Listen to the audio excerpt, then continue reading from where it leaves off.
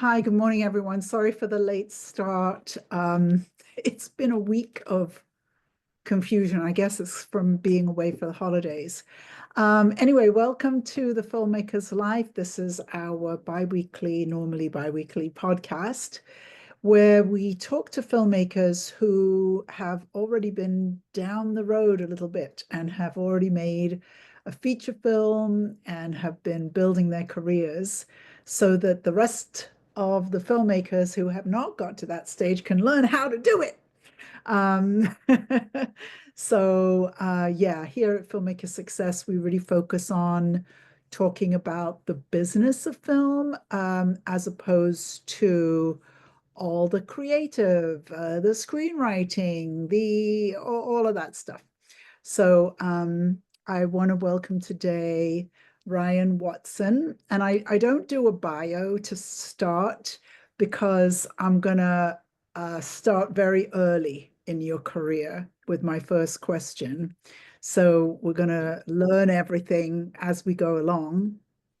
Uh, but my first question always is, when did you first know you were a filmmaker?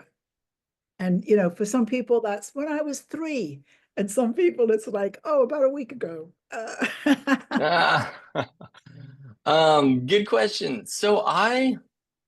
When I realized I was actually like a filmmaker, was probably in college. Like I had been making videos, loved doing it, filmed with my brothers. We made money on the side, like filming basketball games, like all sort of camera stuff, using the original like iMovie when it first came out.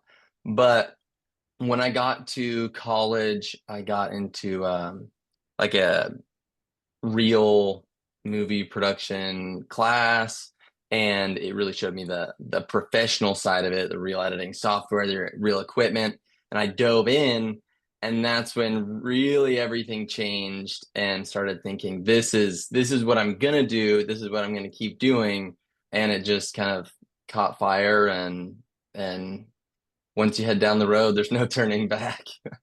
That's right. Especially when you become addicted. Oh, no, I'm not supposed to say that.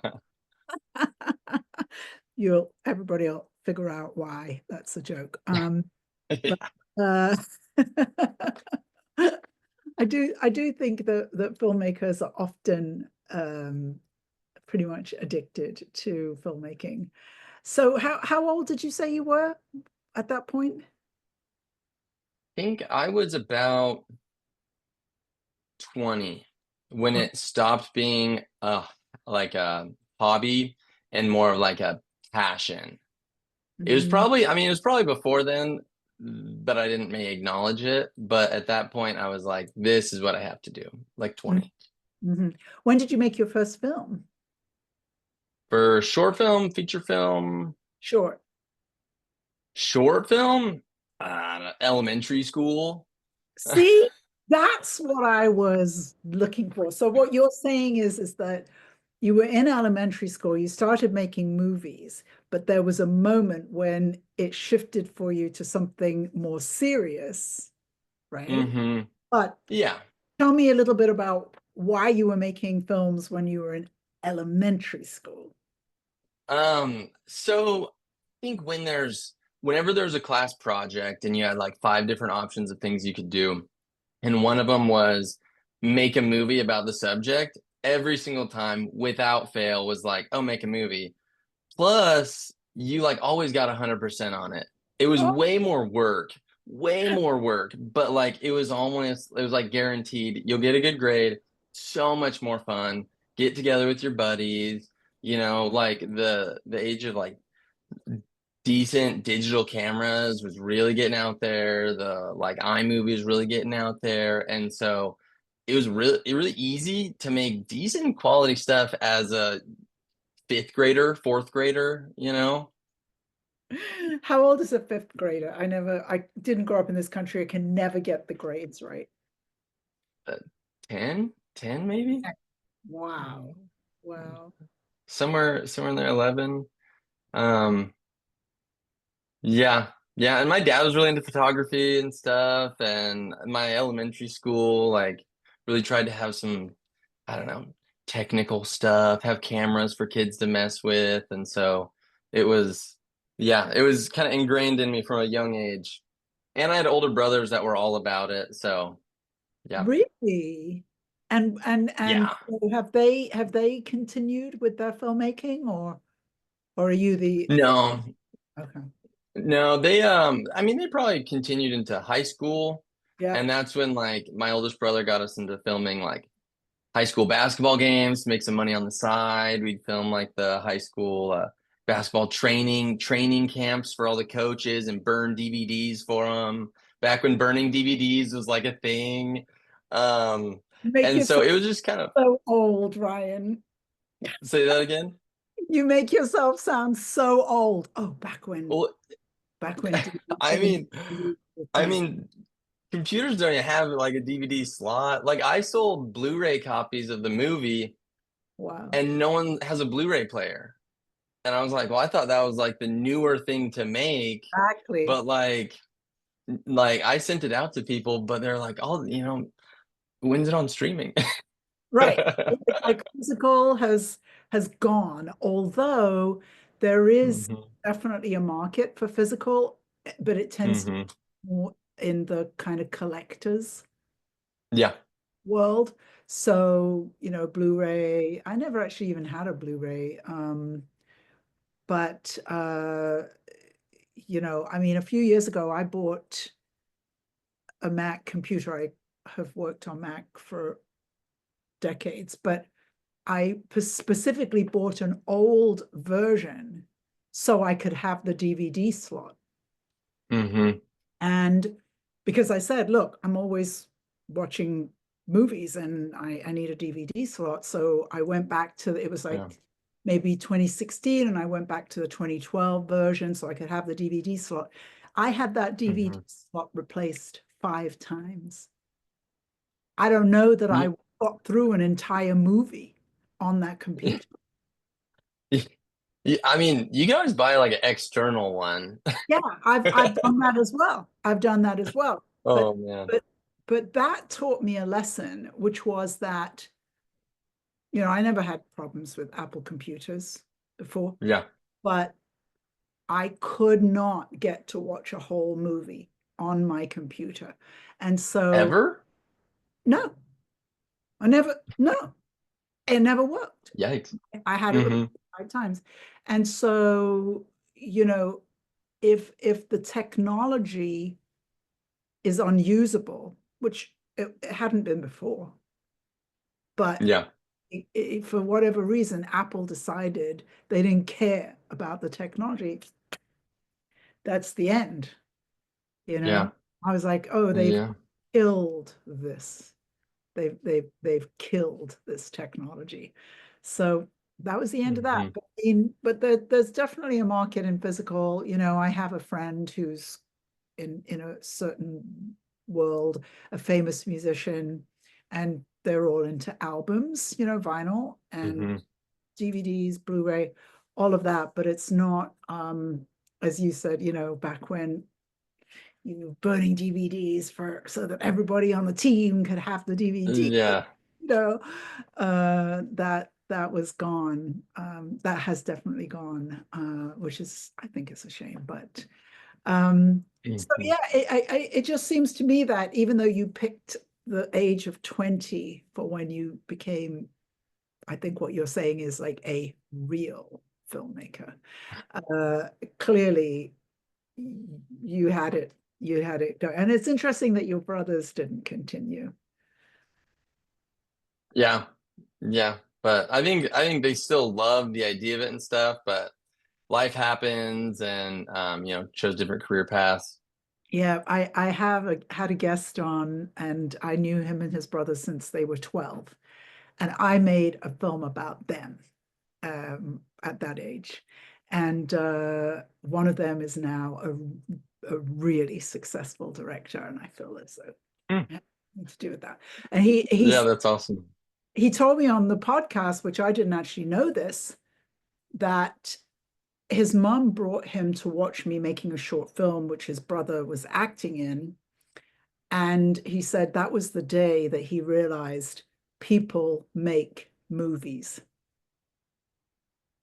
and Yeah. that's when, that's what I want to do. Who's about 11, 12, but now he's doing Yeah. really, really, really, really well. If I can get my act together, I'll put his name in the chat, but he's now directing for the BBC and things like that. So, and his own stuff. Wow. His Yeah, stuff. that's exciting. Yeah, yeah, yeah. So there you are, 20 years old, and you realize, oh no, this is it. This is what I want to do. So what Yeah. did you do next? So when I was 20, it's funny because I had made a really cool short film in high school, and I had posted on the internet, and I was later on 20 working at like an airport refueling planes, and someone's asking me about, I show him this movie randomly, and he's like, well, when are you going to make your next one? And I'm like, I don't know. And I was about to go back down to school in Arizona, and I'm like, I mean, I don't really know. I don't have any editing software, but like we got together with some friends and we were like, let's make one now. And I can go down there and I'll edit it down at school. I think they have an editing class, so I could just go down there, get into one of their classes because I was like a pre-dental student at the time, get into a video editing class, and then figure it out from there.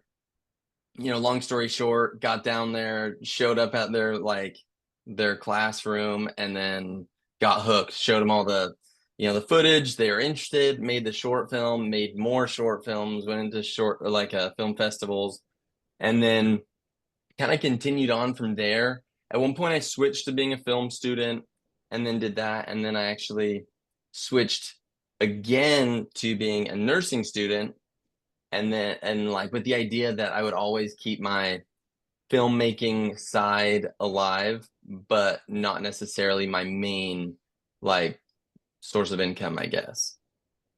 And so Yeah, then continued, yeah, you've been continued on from doing there. that parallel track now for a long time, right? Yeah, yeah, yeah, yeah. So I'm still doing both. Still doing both. I ended up becoming a nurse in the ICU for a couple of years, did the whole like COVID craziness and stuff, and now I'm actually in CRNA school or nurse anesthesia school in North Carolina.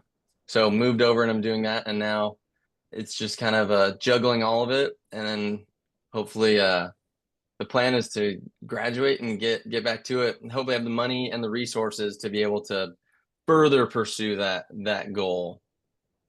That's so funny. I was talking to a friend of mine who I've again known since he was about 12, and he's a nurse in the ER. And Mm-hmm. no, post-operative recovery, and Mm-hmm. Okay.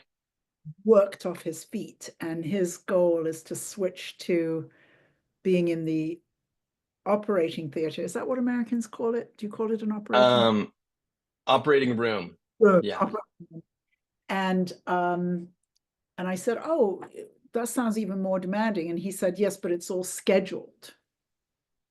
It's like, oh, Yeah. that, that's Yeah. important. That's really important. Distinction. Yeah. Yeah. There's a lot of different directions you can go. And it actually benefited me to do nursing. One, because I worked night shift. So I Right. was, 7 a.m., 7 p.m., 7 a.m. And I only worked 3 days a week as a nurse.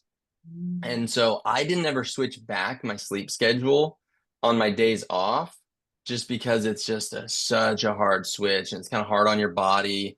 Um, so I had those nights when my wife and kids are asleep and I can, write, I can edit video, I can plan things out. And so it definitely was beneficial significantly to be able to do that. It's kind of funny how that worked out. Wait, I think this is a first on the Filmmakers Life podcast, where we're advocating that filmmakers should pick up a career in nursing. Nursing, Uh, work for filmmaking. That's really great. love them both. Love them both differently though, very differently. That's great. I think it's, I'm very interested in moving from left brain to right brain, and how to make that work for you. It's something I work on with my clients. Um, and doing really different activities is great for that.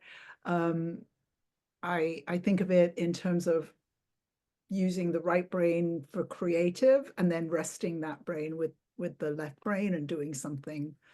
um, I call it boring work, but that rests, you get a chance to rest your creative brain. So it's Yep. really great to be going back and forth from one to the other. And I bet that happens with the nursing, right? Oh, 100%. And I think you hit the nail on the head with the left brain, right brain. I'm glad you brought that up because directing is both. I mean, it's a business, but it's also a creative form. And as the director, I feel like specifically has a necessity to be able to balance both. You can't just have your, head in the clouds and have these crazy ideas, although they could be amazing if you can't balance it, like we don't have the budget for that. Let's just adjust it a little bit. So I love kind of the back and forth that is required of it. I mean, even on set to try to get out of a jam that we put ourselves in, like let's creatively think of how we can get it out with the resources we have. And so I was saying you hit the nail on the head. I love it. Love the description. That's great. And you know, I think what you're describing is the back and forth between being a director and a producer, actually. Yeah. Uh, Hmm. and I find a lot of my clients, when they come to me, they know that they're a director or they know they're a writer director, but they don't actually know that they're a producer, and Yeah. and become producers. And it's partly skills, but it's partly resolving a certain, I call it internal conflict, Hmm. because writer directors think, well, I'm the creative, I'm going to find somebody who's going to produce, I'm Yeah. going to find somebody who's going to raise money, I'm going to find somebody who's going to do that stuff, because I don't want to do Hmm. that.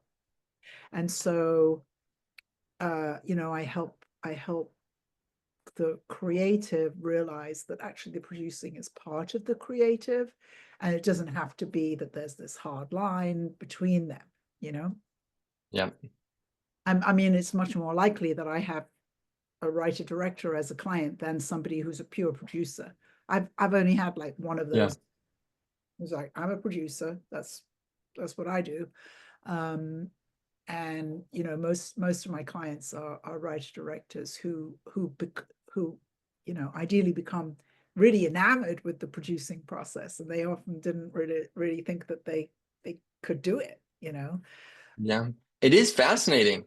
Producing is fascinating. It's like someone that's really into business, like a business major, and it is like it can be a creative process because it has a lot of other aspects to it. How you're going to market it, how you're going to try to figure out how to get the actors and the locations, and so it's kind of like a puzzle, trying to fit all the different parts of the movie together because it's a lot of the organizational stuff, like you said, the tedious bookwork, lack of a better term, kind of the more boring stuff. Yeah, the boring stuff. I'm always talking about the boring stuff. Mark was here a minute ago, and I felt so bad for him. He had a film, and then we were taking it a step up on the PBS system, and he had to go through a whole process. He actually had to become certified as a PBS producer, and it was like Mhm. 6 months of the most boring work you could imagine. But meantime, the creative was happening on another film, so again, that back and forth worked really well. But my thinking about producing, I use the example of the producer of Gone with the Wind. I'm always telling this story, and now I can't remember his name. It's even in my book, and I can't remember his name. Anyway, and he got the rights to Gone with the Wind, which was a blockbuster book at the time. And then he knew that Clark Gable was going to play the leading man, but he didn't have the leading lady. He didn't have Scarlett O'Hara. So he started auditioning actresses, and he couldn't find Scarlett. And he took an entire year auditioning actors all over the US. And then one day, Laurence Olivier walked in with this very young ingenue on his arm. Now I've forgotten her name as well. I can't remember anybody's name today. And she ended up becoming Scarlett O'Hara, but it was a year that he was looking for Scarlett O'Hara. David O. Selznick, thank you so much. He hired a director, fired that one, hired a second one, fired that one. It's the third director that gets the credit on the movie of directing Gone with the Wind. And so, okay. right? So who is the creative? To me, the creative is David O. Selznick, right? And he is the one who has the vision, and Yeah. then puts, he implements that vision and puts these pieces in place. But to me, Yeah. that's how I see producers. Usually, and so what I find is that when people come to work with me and they think of themselves as a writer, director, and over there as the producer, in fact, they are the producer. They're the who has the vision and then who wants to implement that vision. So Yeah. they really are the producer, even though they're in denial about that and think that they Yep. can't. But they are the visionary who is implementing that vision. And in those cases, they're hiring themselves as the writer and themselves as the director. But Yep. that's how I see it. So when did you actually make your first feature film? So this was 2022. 2022 was when it got filmed, and then 2023 was when we finished the cut and everything, and then started distribution, marketing, all that jazz. It was about 6 months, probably a little over 6 months to write it, and then a year of editing after that. So maybe 2021, maybe into 2021 to start writing. And which film was that? So it's called 12 Steps to Recovery. Okay, great. I just something you said before, I just got a little confused that maybe you had made more than one feature. No, just the one so far. So Just, far, there will just be the more. one. Just the one is good. um, so yeah, that's when I met you. Was that the premiere that I met you at, or had it already screened?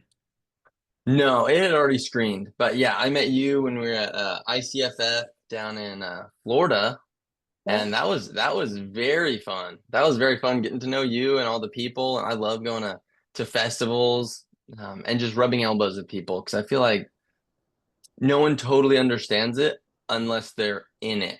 You know what I mean? Like it's a very niche thing to understand. So yeah, it was fun. Yeah. Should we play the trailer? Are we going to play? Okay, Emily says yes. So Yeah, let's do it. I'm going to play the trailer, and I'm going to mute because I don't want to mess up the sound. Yeah, I'll mute.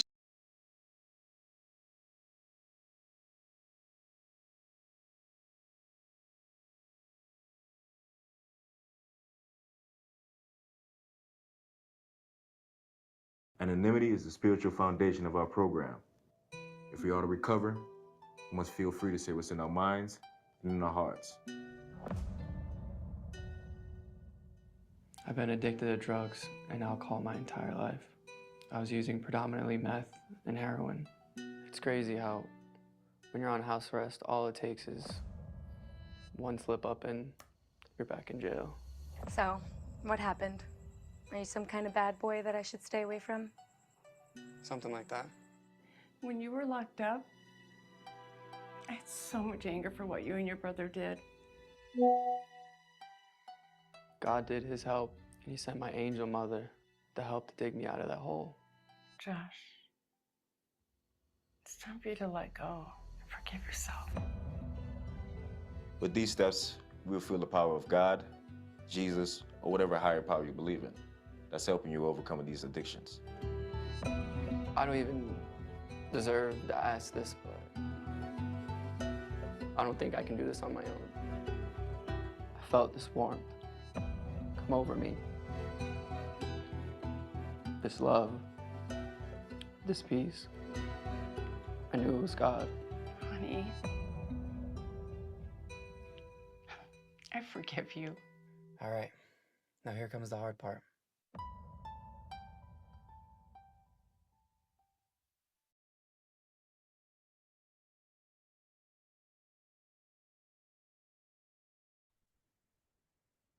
Yay, fabulous. Thank you, Emily. So now I don't usually talk about this, although I think I did in my book, but I have been in 12-step programs for 34 years, soon to be 35. So, you know, I can't remember. Oh, I think, yes, we had already met one of your actors who told about the film, but I was like, oh, I got to see that film. You know, I've never seen a film with 12 steps in the title, although there are definitely movies that deal with alcoholism recovery, with drug addiction recovery. Although what I have found is that this is like I could talk about this for but the depiction of alcoholism in the movies, as somebody in recovery, I have always found it very disappointing because there really was no understanding of the recovery process. The movie The Master, with Philip Seymour Hoffman, is one of those where he is, you know, he can help people, cure people, he can help everybody, he can sort of perform miracles with people. And then this one guy, Joaquin Phoenix, comes along and has all these problems. He's, you know, suffering from PTSD and all these different things, veteran, and the master can't help him one little tiny bit. And he's an alcoholic, you know, there's just nothing you can do. And the other one that I love is Ryan Gosling in I'm gonna forget the movie. But anyway, he plays a it's really about the dissolution of a marriage, and at the beginning they're very happy, but then years later, you know, the marriage is falling apart. It eventually does fall apart. There's a scene where he gets violent, all these kind of things. And I remember a friend of mine saying, but why did his wife leave him? And I said, because he's an alcoholic, you know, but the movie never overtly says he's an alcoholic. I watched every video, every journalist, everything about that movie, and not one critic, not one reviewer, not one interviewer ever referred to the fact that this character was an alcoholic. Interesting. Blue, Interesting. Yeah. I've never seen that movie, actually. I need to look that up. it's Ryan Gosling, and it's I am having a terrible day with my brain today. Blue, is that right? I'll find it. Well, Emily will find it. I can't do that while I'm on the podcast. But it's one of my all-time favorite movies.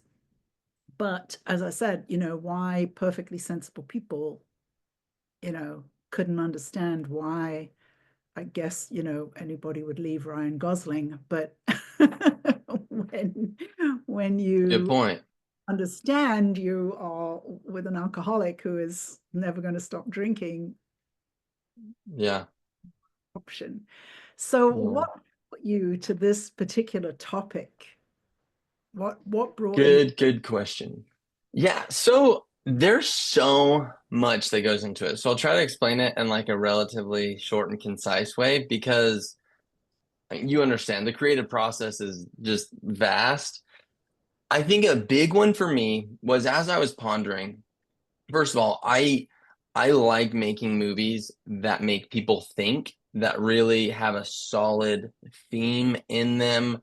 I mean, a fluff piece is fun, don't get me wrong. It's a good time to mess around, make some comedy or whatever, but my true passion is things that really make a difference. The kind of movie that you leave the theater and you look at the world differently. And I can just remember leaving movie theaters as a kid being like, wow, you know? Um, and so I just kept trying to think of what I wanted to do and how I could do it. And that producer side of me is like, what could I do with like a lower budget, yada, yada, yada, trying to build backwards from what I have available to what I can do. And then the more I was looking into it, and I didn't expect to make a Christian film specifically or a faith-based film.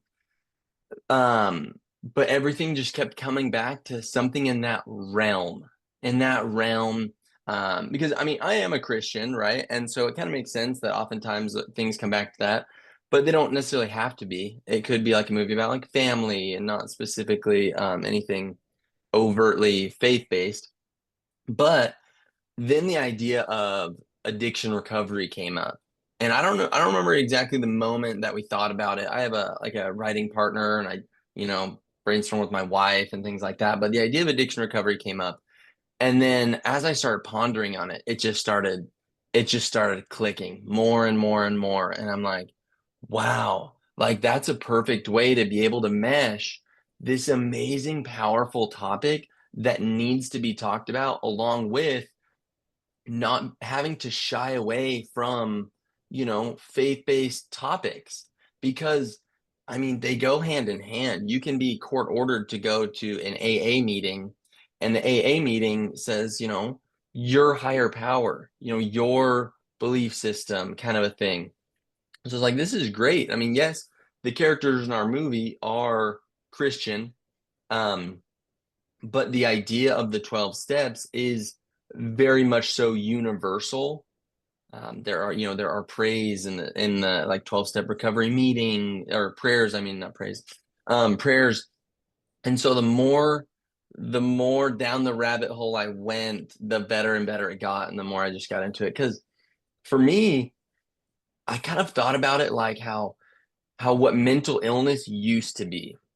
Like it was this like taboo topic. No one talks about depression, anxiety. And then it became a thing like, let's all look at that. Let's shine the spotlight on it. And now it's like totally normal for a friend to tell another friend, oh, I take Zoloft. You know what I mean? Like, oh yeah, I have some depression. Worry with, like you deal with. It's not a weird conversation, but um addiction recovery like was and still kind of is something that is very taboo, but it shouldn't be. It should be something that's celebrated. It should be something that's, I mean, not the actual addiction, but like the idea of recovery and to talk about it. That's how we get over things, like to stand up with our friends and family that are struggling so that they can recover. And the way that people recover isn't necessarily always talked about, and it's not always understood. Like you mentioned, alcoholism isn't necessarily always portrayed the right way. And recovery isn't always portrayed the right way either, in my mind. Also kind of what we were saying about even filmmaking. It's a very niche thing, a director, producer. There's so many things people don't totally understand unless you're in it. And I think it's the same thing for a lot of things like addiction recovery. You don't necessarily know exactly what it's like unless someone's in it and they say there's nothing like addicts helping addicts, right? There's no other thing. And so I'm like, man, if there could be a movie that shows someone the whole process from start to finish, like I've never seen that in a narrative style movie, non-documentary, what does it look like? Because what people don't see is like the people involved. You don't see the person when you're talking about the idea. You don't see the family member or the friend. Like, what does that journey actually look like? Like, I've heard of, everyone's heard of the first step is to admit you have a problem, but there's 11 other steps. So I'm like, if someone could see the big picture, I really think it could make a difference, helping people know what it's like to be an addict, know what it's like to hate that you're an addict, know what it's like to, go through the process, go through the grieving and the pain but also the recovery and the love and the healing and the positivity that is behind it, which just isn't, it's not seen in today's culture. I feel like it's like if you're an addict, you go over there until you're done, and then you can come back when you're better, like everyone has a friend that had a DUI, but like it's like taboo. So yeah, that's I agree. the idea Tell of it. everybody what the story is. You told us themes and things, but what's the story of this movie? Yeah, so the story of it is that Josh and his brother break into a house. Break-in goes bad, and Josh's brother is killed by the homeowner. Now the movie starts 2 years later. Josh is getting out of prison, and now he's on house arrest, back living in his mom's house, and he has to go to the court-ordered addiction recovery meetings. He's got all the, scheduled drug tests and everything along the way, and so it just follows him throughout that whole 12-step process. And so yeah, that's essentially what the whole movie's about, what it follows. Yes, I think that one of the things that I was so impressed with your film was that the structure of it is it takes us through the 12 steps, right? Mm-hmm. That's how you chose to structure the film. It takes us through the 12 steps. But what I thought was really brilliant about the film was that as we see our character going through the 12 steps, he goes through a transformation that's not like, oh, from here to there. It's like, up, down, up, Yeah. backwards a bit. That felt very authentic to me. Mm-hmm. Good. Yeah, you're so right. I mean, it's not cut and dry. It's not just like I was saying, it's not a documentary 12 steps. It's like a real, how would someone go through it? Like what it's ups and downs. It's a long process, and yeah, I've never heard it described like that, but I love it. Yeah, because it's not like, oh, I'm gonna get clean now. Mm-hmm.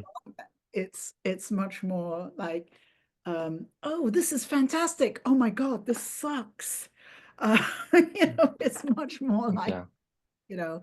And I think that's a difficult process for everybody. I remember for myself, there was this particular moment, I was 9 months sober, and I ended up saying, that's it, I'm out, I'm leaving, and somebody said, oh, what's going on?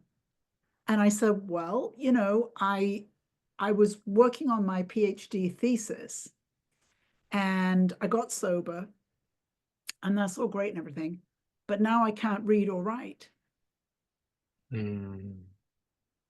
So I'm gonna go and finish my PhD. I'll obviously need to drink, and then I'll come back. And so we had this conversation, and it ended up being this little group of people standing around me because I said, I'm out, I'm gone, I'm leaving because I gotta finish this PhD, Mm-hmm. and they ended up then everybody's trying to be nice and everything, that wasn't working. And then this one guy said to me, let me ask you a question, Joanne. And I said, what's that? And he said, ever since you got sober, has your life totally fallen apart? I went, yes.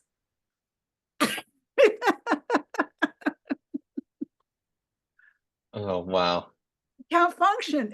Somebody who's doing a PhD in English and they can't read or write. Hello. Wow. Wow. Oh, But that was a turning point for me, you know. After that, yeah. but yeah, I was clear. I was like, okay, this has been nice. You've all been lovely. I'm out. Mm-hmm. PhD. Wow. You know, I don't get to stay in the country if I don't finish my PhD. I'm on a student visa. If I have to go back to my family, there's violence in my family. I'm not safe. So it was a life and death Yeah. thing to finish my PhD. Wow. Wow. And it's crazy. I'm glad you bring that up. For one, like, congratulations. And I'm so glad that you like have come this way. Like that's what this movie is about, is, celebrating recovery. Um, and also the fact that you have this story of how difficult it is, because I think people don't realize that there's so many more levels to it. There's so much that is very complicated. It's not just like a cut and dry. It's like you're juggling a lot of different things to try to figure out where to go and what to do. So, and it's prime example. So that's perfect. And anybody who's really done recovery knows it's not a guarantee that I'm alive. Mhm. That's really, the big thing to me. I know tons of people who didn't make it. Mhm. Once you enter that world, you're going to know a lot of people who die. A lot. Yeah. Hmm.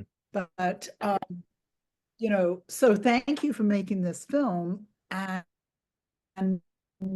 another thing that you'll remember, oh gosh, did I freeze? Little bit. Say that one more time. I think I froze. I can hear you now though. Oop, I think we lost her. I've been doing this thing where I just switch when Zoom kicks me out. So the other thing that happened for me when I was watching the movie, first of all, I was like so thrilled to see a movie that really addressed recovery in this deep way.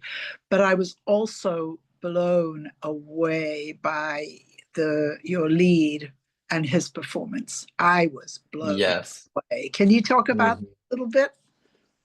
Yeah. So I'd done a bunch of short films, and the last few I had an issue with casting, and someone doesn't show up to set, or they don't even call, or they have some lie about something or other.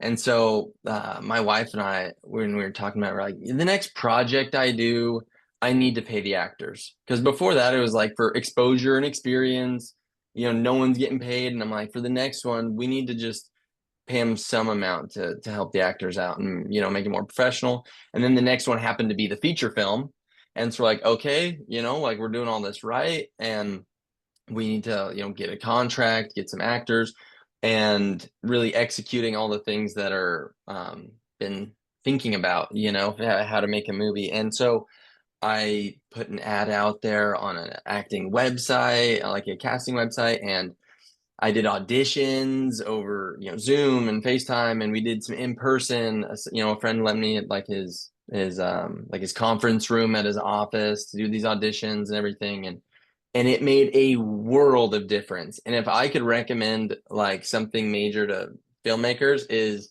to do auditions. Like, I have worked successfully with certain people without doing an audition first, and talking with them, seeing what they've done before. Sometimes you don't really have a great selection, but if at all possible, get auditions, and people are willing to do it. They're happy to do an audition. They're looking for great work.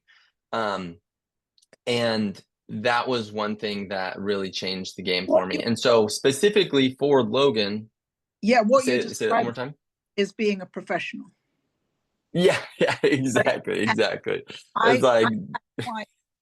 When they're making their first short with me, we're running auditions. It's like, you may as well be a professional from the first day you make your first short. Anyway, sorry to interrupt. Go ahead. yeah. No, so this movie was a little bit different. When I'm writing a short film, I can might not know who my actors are, so sometimes I'll get some of the actors and create, short around them and stuff. But for this one, it was like, no, this is months and months and months. I'm paying people.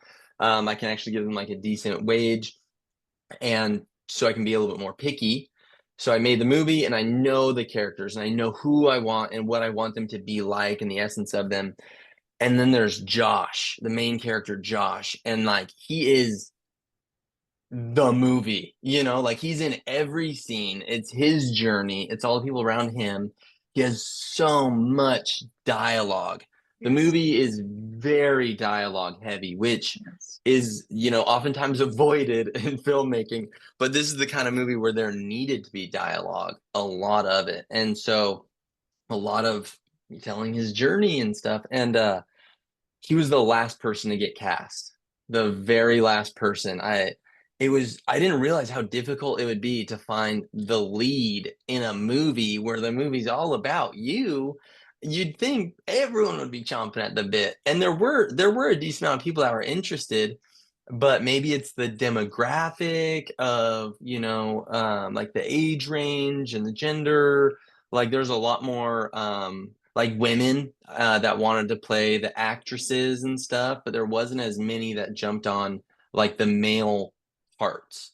And his is very specific look and just mannerisms. And so he was one of the last people, and I saw his audition. I saw one of a video he made that was on the acting website. That wasn't even an acting like piece. It wasn't a monologue. It was just him kind of talking about himself, kind of saying what he did. And so then I did an audition. It was so close. I wish I knew the amount of days, but it was so close to when we started shooting. And it's a 75-page script. He has so much dialogue. And I was like, you got it. You're amazing. Love it. Let's do it. 150%. And then he called me later on and was like, hey man, there's a lot here. Like there's a lot here. And I'm like, yeah. And this is his first thing ever. And I saw the interview that you did with him, which was phenomenal, by the way. Logan Stanzione is his name. And he, I mean, had never done anything. He was starting to get into acting. He had a couple things that almost came to fruition, but this was his first. I mean, even being in front of any camera, any short film, didn't do acting in high school, did nothing. And he's just one of those people that's a natural, like, and He is. and I mean, I'm not that way. I would much rather be behind the camera than in front of the camera. It's a whole different ball game once you hit record. Like, people freeze up and stuff. And he crushed it. He did a lot of work to get ready for those scenes, like the emotion that he needed to portray. So many different. He stayed at the house. He like slept at the house every night. Um, and when he wasn't being filmed, he was studying. Like it was wild to be able to see it. And so I give him so much respect, and we still communicate all the time about just trying to help him with future endeavors and stuff, because I just have the utmost respect for him and his acting ability. I'm like, if you will get more work 100% after making this movie, and he has. I'm like, there's starting out brand new and talking to him, he didn't know how to act on set, what different things were. So it's cool being able to like get to know him and go through the whole process. And yeah, he did an amazing job. Yeah, he is truly gifted. And it was so funny because I watched the movie. I didn't know any of you guys, and I just came up to you afterwards and I just said, I'm blown away. And Logan's response was always like, sort of like, why is she teasing me? Why is she like making fun of me? I was like, no. Fantastic Yeah. performance. I wanted to take a moment to see if anybody has a question. And I think Larry wanted to ask a question. I'm on my phone, so I'm kind of like, where are you, Larry? I'm here. There Yeah. you are. Let's do it. Nice to meet you. Great to hear your story. And I also, like you, I'm a faith-based filmmaker. My first feature is on Amazon Prime. It's about Okay. biographical movie about my twin brother and I being Jewish, how we became Christians. Wow. Mhm. Separate and miraculous circumstances within a week of each other. What? It was in 1982. So the film is our first Wow. 20 years. It took about 5 years to go through the process, about 3 years to raise the money. We raised 300,000. But to come out in theaters is very expensive. We didn't Yeah. solve that issue. Our distributor kind of fell down a little bit. So we've never really broken even on the movie, but I was curious. I'm excited to see your movie. Is it on both Amazon and, Prime and YouTube? Yeah, so right now, and thanks for sharing your story. First off, I'm excited to go watch that. That sounds very like unique for sure. But as far as the movie, right now it's streaming on Roku. It's there for free. It's on Tubi for free. That's normally where I tell people to go is to Tubi, just for like the, I don't know, viewing experience. I feel like it's really good there. It is on Amazon. It is on YouTube. I went into the distributor's Vision Video, and so right now it's on their YouTube channel, but it's like subscription to their members right now, and then eventually it'll go public. Yeah. It's on a few others too. It's on Zumo. It's on like the Just Watch website online. So it's on a few different ones. But the one I normally tell people to go to is the Tubi Yeah, link. mine's on Tubi also. I think there's commercials. Mhm. How have you what's your experience been with Vision Films? And is I it really liked it. Vision, which website is it? Because there's visionfilms.com and Vision Films something else. Vision Video. Vision Vision Video. Video. Okay. Is it Mhm. owned by Lisa, which was started by Lisa, or is it the other one? Mm. You meet a I think it's the other one. bunch of women. Yeah, I think it's the other one. I know yeah. All right. Because they go back a really, really long time. But as far as their history and everything, I don't know if I'd be have the perfect No, information about it. if you had been with the other one, you would have met Lisa. Oh no, I went Because, to Christine's the one that's head of acquisitions and stuff Okay. over there. Okay. Just curious your first feature, what kind of budget were you shooting for? And then from the producer side of the equation, how do you make money when you're trying to get these films out to streaming that doesn't really pay a lot, even Prime, they don't pay much. So how do Correct. you make the money back on the film? I'm still trying to solve that a little bit. So, long story short, I made the movie for really cheap. And that was one thing that a filmmaker of mine, I mean, I know a lot of people talk about it, but I have kind of a mentor that I go to, and he's made 20 movies, right? And has, millions of views on YouTube, and he has them all over the place. And he makes them for really low budgets. Um, and I mean, they're still good quality movies, but that is what sparked like the producing side in my head is he has 20 movies, and if he's making X amount of money on each of these movies, I mean he makes them a lot quicker. I mean there's some money in there, right? Like the amount that you need to make to be able to break even is significantly less. So for being a first time filmmaker, like a first time like feature film, I kept the budget incredibly low because the biggest one is there's no name talent in it. And my thought too was, would I rather make the movie for cheaper or not make it at all? And kind of use this like a calling card to the next movie, see how this goes. And so my budget ended up being $7,000. Oh Wow. my God, that's And amazing. That is amazing. and I filmed it in 7 days. And so that in and of itself was like a Herculean feat to be able to figure out how to do all of this. in that amount of time and everything. And it was, I mean, it was fascinating. It's so fun to do it. It's crazy. And I'm like, I think there's a lot of inspiration and there's a lot of miracles that happen to be able to accomplish what we did, and the little things that just happened along the way, the people we ran into and how it worked out, for it to do that, because it was a lot. It was a lot. I mean, the majority of it went to location, actors, food is a big one. People don't realize how much money food costs for that many people on set.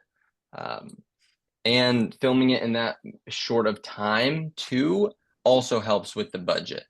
I have that same friend of mine told me he made a movie with some friends on a 3-day weekend, and for like $300, and it's his most viewed video on YouTube, as like 7 million views. I mean, given these are very different kinds of films, right? Yeah. But like, and that's his lowest budgeted movie, but his highest viewed movie. And so I'm like, wow, inspiration to me for sure. Who is your mentor? So he's a guy named Jason Mills. He's Uh-huh. up in Canada. Yeah. Jason Mills Picture Studios. He's up in Canada. He has a YouTube channel. He doesn't do like faith-based things. He does more of like the horror genre and stuff, which is cool. And he has branched out. He's done a lot of family-based stuff. Like he has one about like a family pig and things like that. Oh, that's perfect.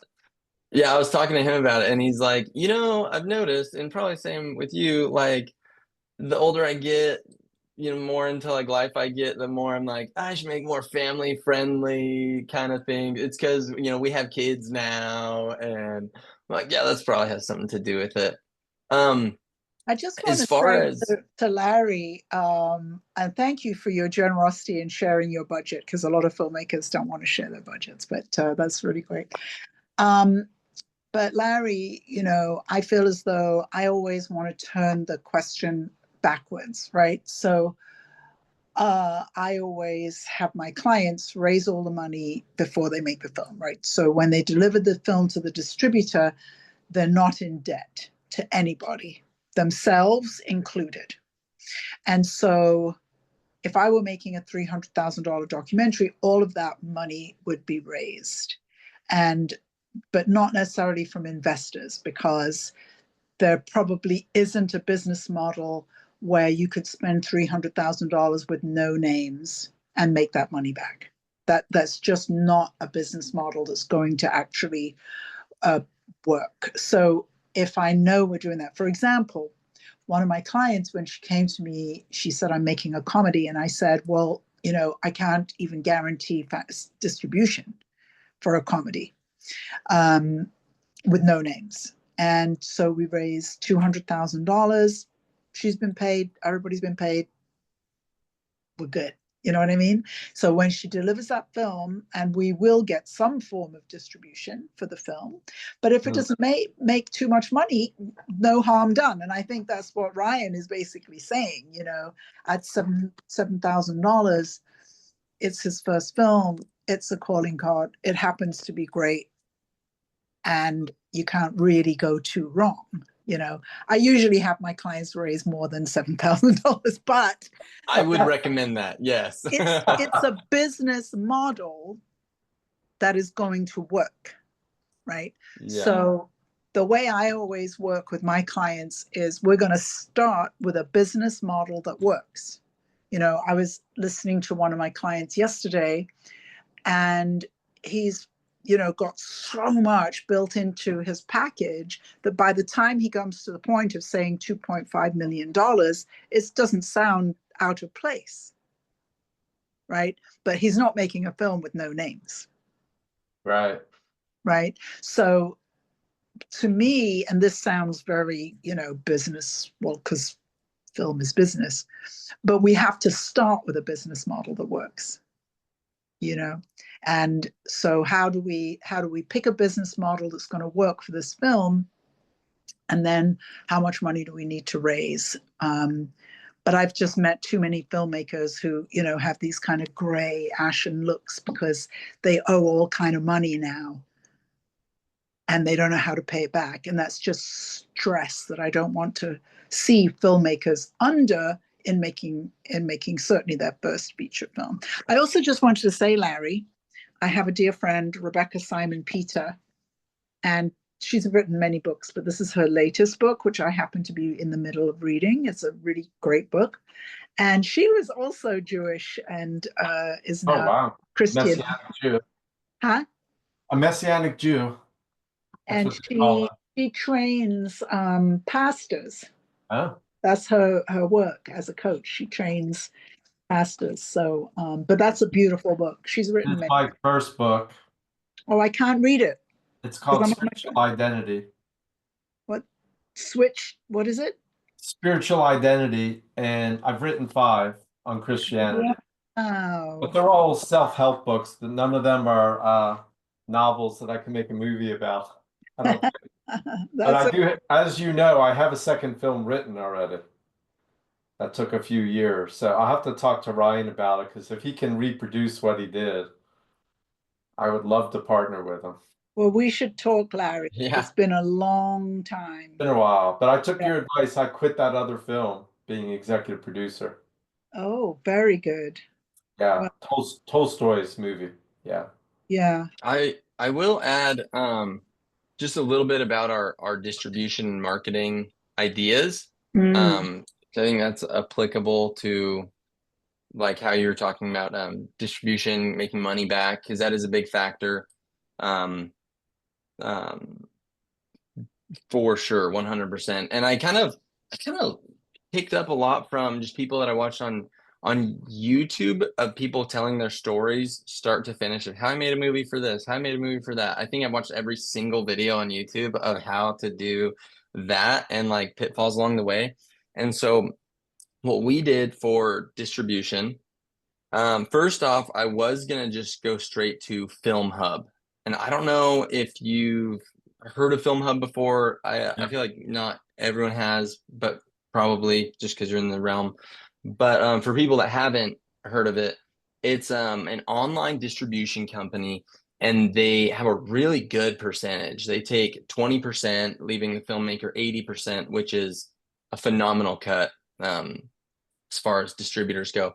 And they pretty much, they'll take anything that passes their QC of it being just a solid film. I mean, not necessarily creatively, but like it is an actual movie, and they'll get it out to all the streaming services. I mean, not necessarily be able to make it onto all of them, but they'll be able to. All of the free streaming services. No, not necessarily. No. It's just streaming services in general. Like it could get it onto Apple TV. Okay. Like it could get it onto Hulu or whatever, like it has a list of hundreds. And they go do a lot of international stuff too. And so that was an option that that I had heard about from that mentor of mine. And he was saying he had gone with traditional distributors, lost a bunch of money. He had a DVD in Walmart, which he thought was like the coolest thing, starting out as a filmmaker, and he made like no money on that movie. Right. But later on, he's like, I've been making great money on this, like cut out the middleman, put it on there. I'm like, okay, I'll do that first. And then anyways, I put it on there. I filmed my movie anamorphic to give it like a higher production value look, to just look higher quality. And they had like warped the aspect ratio and stuff, and it was all squished instead of being like widescreen. It was squished, and it was up on Amazon Prime. And like for a filmmaker, for being like the main premiere of being online, I went crazy. I was like, you have to take it down. You have to fix it. And like anamorphic lenses and how it's like created and stretched the pixels and stuff, it's not super common. It's normally for much, much higher budget movies, which was why I was trying to use them to be able to make it, that quality. So they didn't, a lot of places I was talking to, like, they didn't know what I was talking about. I'm like, no, the ratio, you got to change it. It's not, and so I ended up taking it down. I heard about ICVM, like the International Christian like visual media, yeah, like that conference.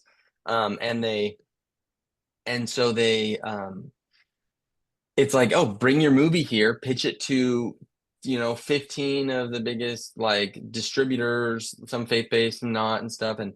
And so I was like, okay, I just told them, take it down.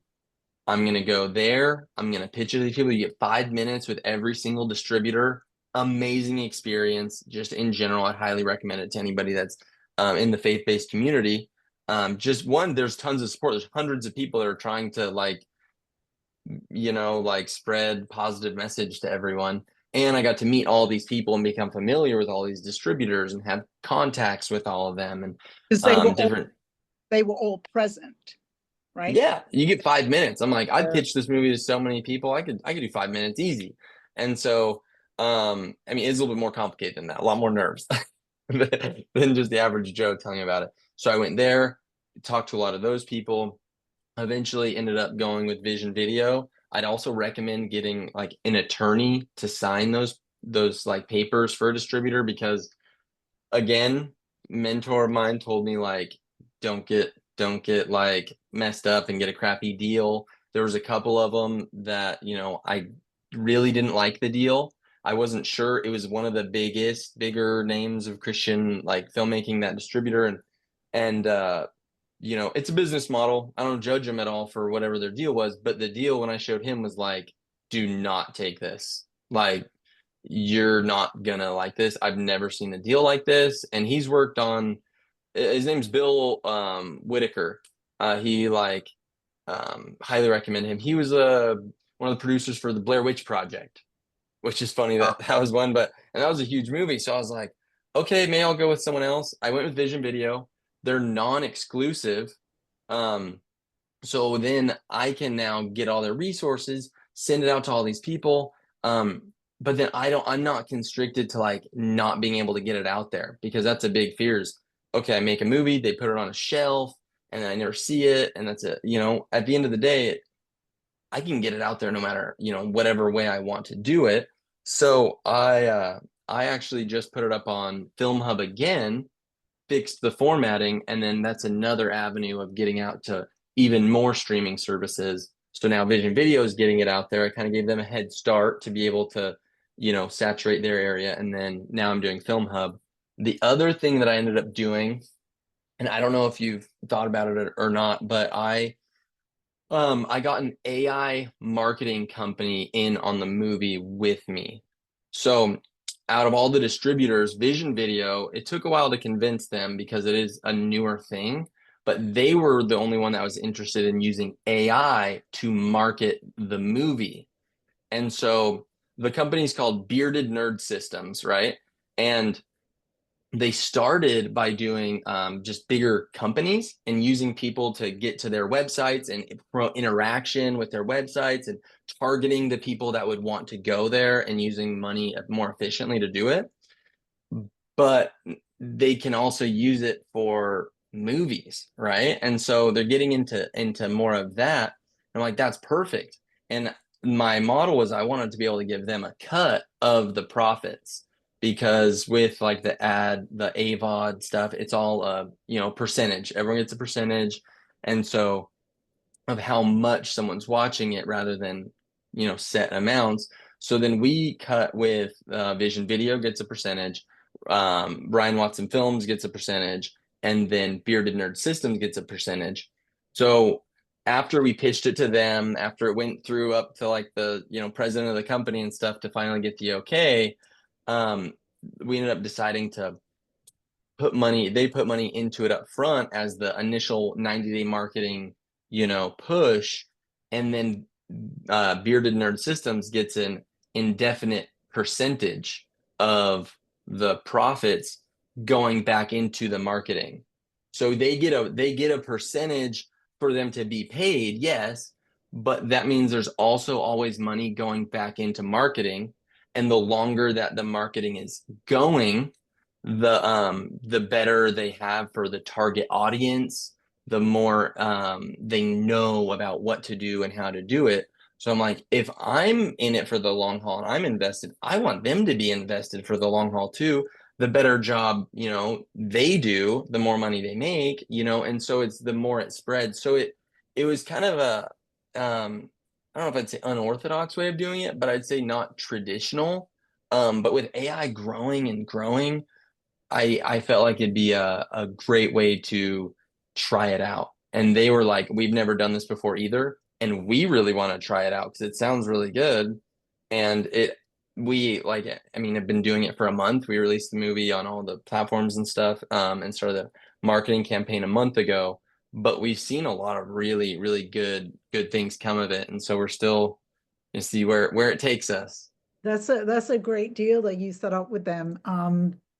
I have an AI marketing company that I refer my clients to, but this is another one to look into. That's great. And I've had a lot of clients do things like I have a client who's my first client who's finished an animated feature, you know.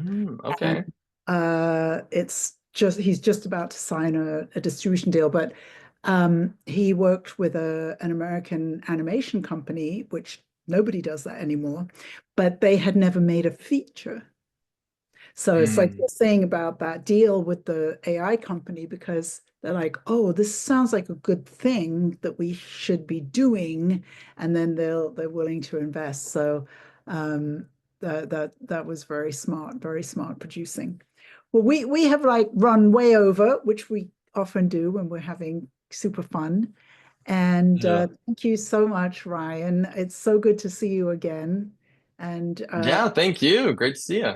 hear what's happening. We had so much fun. I've been to 2 Christian film festivals now. But I have to say my favorite was the one in Miami, and partly because we met you guys. So Thanks. good luck with the film. I'll look out for it on the platforms that it's on. And good to see you, Larry. Again, let's talk. And thank you, Emily, for everything. And we'll talk soon. Bye, everybody. All right.